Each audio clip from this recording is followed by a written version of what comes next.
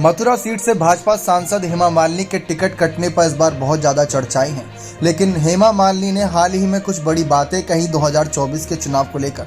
जी हां, आप सभी को बता दें कि उनसे पूछा गया कि 2024 का चुनाव आप कहां से लड़ना चाहेंगी, क्योंकि बीजेपी बदलाव करती रहती। तो उन्होंने साफ कहा कि मैंने पहले भी कहा है कि चुनाव लड़ूंगी तो मथुरा सीट से, क्योंकि मथुरा से काफ़ी काम किया है, काफ़ी करना है। दिल्ली में डिसाइड करेंगे कि आगे क्या करना है। जी हाँ, उनसे पूछा गया कि आप मथुरा से ही क्यों लड़ना चाहते, तो उन्होंने साफ कहा कि कृष्ण जी के करीब रहना चाहती हूँ, उन्हीं की सेवा करना चाहती हूँ, ब्रजवासियों की सेवा करना चाहती हूँ। ये बात उन्होंने साफ तौर पर कह रखी है। तो कान्हा की सेवा और विकास कर्मों को करने के लिए तैयार नजर आ रही हैं। इसी के साथ साथ उनसे ये भी पूछा गया कि जिस तरीके से भाजपा का नियम है कि 75 वर्ष की उम्र के बाद टिकट नहीं दिया जाता, तो क्या आप पर भी वो लागू होगा।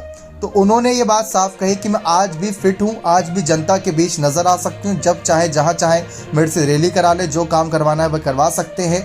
तो इस बारे में तो खैर रहने दीजिए कि उम्र क्या तकाजा है। तो उम्र की बात आती है तो मुझे कोई दिक्कत नहीं है। अगर बीजेपी का फैसला रहेगा तो वो सराखों पर रखा जाएगा, लेकिन मैं चाहूँगी कि मैं 2024 का भी चुनाव लड़ूँ, क्योंकि काफ़ी काम मुझे करने हैं।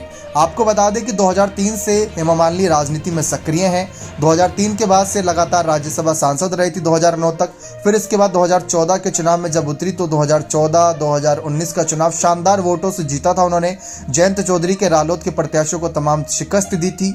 और इस बार भी हेमा मालिनी ने साफ कर दिया है कि वह चुनाव अगर लड़ेंगी तो मथुरा सीट से लड़ेंगी, और 75 वर्ष हो जाए या फिर 85 वर्ष हो जाए, लेकिन जोश कम नहीं होगा, क्योंकि कृष्ण भक्ति और ब्रज की सेवा करना ही उनका फर्ज है। तो ये बात साफ कर दी है कि वह चुनाव लड़ना चाहती हैं।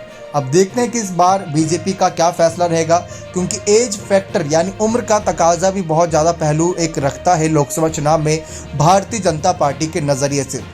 अब देखते हैं कि हेमा मालिनी की बात कितनी सुनी जाती है पीएम मोदी के द्वारा। बने रहें चैनल के साथ। बहुत बहुत धन्यवाद।